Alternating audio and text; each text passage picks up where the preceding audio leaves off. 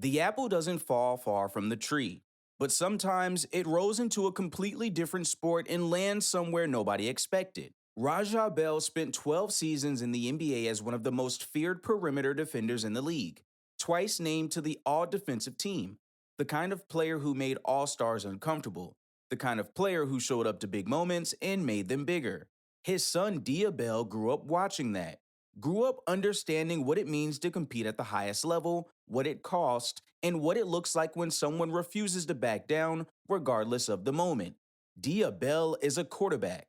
He's 6 foot 2.5, 215 pounds, with 10-inch hands and a throwing motion that evaluators describe as mechanically clean and smooth in the same breath. He's the number 3 overall recruit in the 2026 class, a 5-star prospect on every major recruiting site, the Elite 11 Finals MVP, and the Florida Gatorade Player of the Year.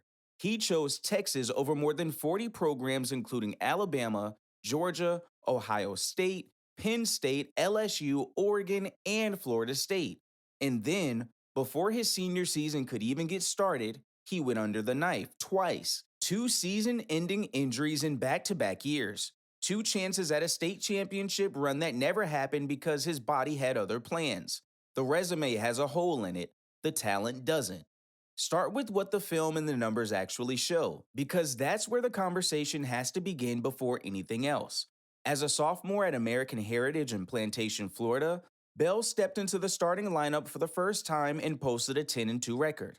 122 completions on 189 attempts, 64.5% completion rate, 1,929 passing yards, 20 touchdowns, 4 interceptions. As a first-year starter at one of the most competitive private schools in the whole state of Florida, playing against top-tier talent week in and week out, those aren't numbers that need an asterisk. His junior season was the one that changed everything. He went 161 of 228 passing for 2,597 yards, 29 touchdowns, and 6 interceptions. 70.6% completion rate, 11.4 yards per attempt. He also ran for 561 yards and 5 touchdowns on 8.4 yards per carry. American Heritage went 9-2. He won the Florida Gatorade Player of the Year award. And then in the regional semifinals, his season ended with a lower leg injury. No state championship, no chance to finish what he started. That junior season is the evidence file that convinced 40-plus programs to offer and that convinced Texas to make him the centerpiece of their 2026 quarterback recruitment. The completion percentage alone tells a significant part of the story. 70.6% at the high school level against Florida competition, which isn't a soft environment, reflects a quarterback with advanced processing speed and sound mechanics.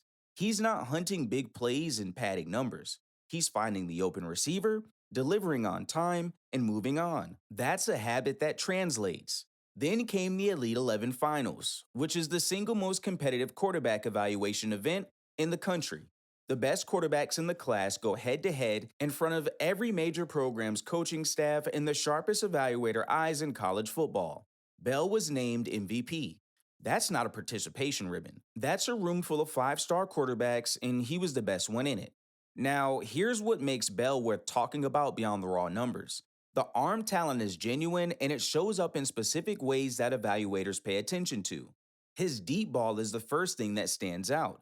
He throws with impressive touch and trajectory control, dropping passes over the top of defenders rather than trying to zip them through coverage. That's a skill that takes quarterbacks years to develop in college. Bell already has it. His short and intermediate accuracy is equally impressive. He consistently finds tight windows against zone coverage with precision timing, which is a direct product of how quickly he diagnoses what the defense is doing before and after the snap. The pocket awareness is what separates him from quarterbacks who have equal arm talent but lesser instincts. He's calm under pressure in a way that most teenagers aren't. He climbs the pocket, slides away from collapsing edges, resets his feet, and delivers. He doesn't panic, he doesn't force throws. He plays the position with a composure that Texas head coach Steve Sarkisian specifically called out after Bell signed. The competitive spirit, the football junkie mentality, the son of 2 high-level athletes who understands what it takes to perform when the moment gets heavy. Sarkisian said it plainly after Bell enrolled. He called him a natural passer of the football. He talked about Bell's feel for the game, his work ethic, his leadership. Those aren't quotes a head coach delivers out of obligation. Those are quotes from a coach who's worked with elite quarterbacks, who recruited Arch Manning, who's extremely selective about who he brings in at the position, telling you exactly what he thinks he has. The one question surrounding Bell is durability. Two season ending injuries in 2 consecutive years is a pattern that needs to be acknowledged. His senior season lasted 2 games before he had surgery. His junior season ended in the playoffs with a lower leg injury. He missed back to back postseason runs because his body broke down at the worst possible moments. Whether that's bad luck or something more structural is a question the Texas medical staff has almost certainly examined thoroughly. Bell himself was back on the field training shortly after his most recent surgery, posting video of himself moving with the ball, which is an encouraging sign. But the durability question doesn't disappear just because he recovered quickly, it's part of the honest evaluation. What isn't a question is what he showed in the 2 games he did play his senior year before the injury. 43 completions on 68 attempts, 63%, 540 yards, 4 touchdowns, 0 interceptions. And in one of those games, he led a 4 touchdown comeback against St. Joseph's Prep on ESPN. St. Joseph's Prep isn't a pushover. That's a nationally recognized program. Bell brought his team back with 4 unanswered touchdowns and did it on a national broadcast. That's the player Texas is getting. A player who rises when the moment gets bigger, who's done it against elite competition, and who has the bloodline and the mentality to handle the pressure that comes with being the next quarterback at one of the most scrutinized programs in the entire country. Speaking of pressure, the Texas piece of this story deserves its own conversation. Bell committed to the Longhorns in June of 2024, choosing them over a list that included essentially every program in the country worth naming. He walks into Austin as the heir apparent to Arch Manning, and that comparison is going to follow him whether he invites it or not. Both are the sons of high profile athletes. Both were 5-star recruits. Both carry the weight of enormous expectations at a program where the quarterback position lives under a microscope every single week. Bell's addressed it directly and without hesitation. He said he has no problem sitting behind Manning, that every additional year learning from a quarterback of that caliber only makes him more prepared when his turn comes. That's exactly the right answer. But more than that, it reflects a self awareness that's rare at his age. He's not coming to Austin expecting to walk into the starting job. He's coming to learn, to develop, and to be ready when the moment arrives. Given his developmental trajectory from his sophomore to junior year, the jump in completion percentage, the jump in yards per attempt, the added rushing dimension, that patience is likely to pay off in a significant way. Texas has been deliberate and selective about quarterbacks under Sarkisian. They don't take a 5-star at that position just to check a box. They take quarterbacks they believe can run the program for multiple years and eventually compete on Sundays. Bell fits that profile.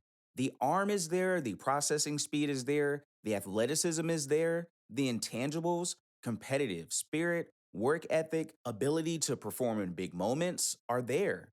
The developmental curve that's been steep and consistent throughout his high school career suggests the ceiling is still rising. The long term projection is a quarterback who could push into the NFL draft conversation within 3 years if the development continues at its current rate. Evaluators have been careful to note that a developmental year or two would serve him well given the jump in competition he's about to experience. But several have also noted that his arm talent and processing ability could put him in the mix earlier than expected. Those two things aren't contradictions.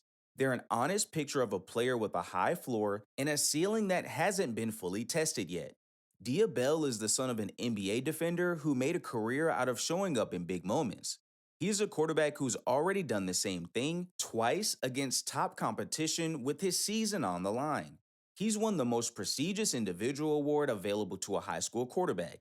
He has the size, the arm, the athleticism, and the football intelligence that Texas built their quarterback pipeline around. And he did all of it while dealing with injuries that would have derailed players with less resolve. The resume has a hole in it, but the player who fills it out over the next 3 years in Austin is going to be worth paying very close attention to. That's the story of Diabell so far. The talent's real, the recruitment was real, and what happens next in Austin is going to be worth watching. This is Blitzall Media, where I cover the guys before the rest of the world catches up. Subscribe, drop a comment below, and tell me whether you think Diabella is the next great quarterback or whether the recent injuries are a concern that follows him into college. Thanks for watching, and I'll see you in the next one.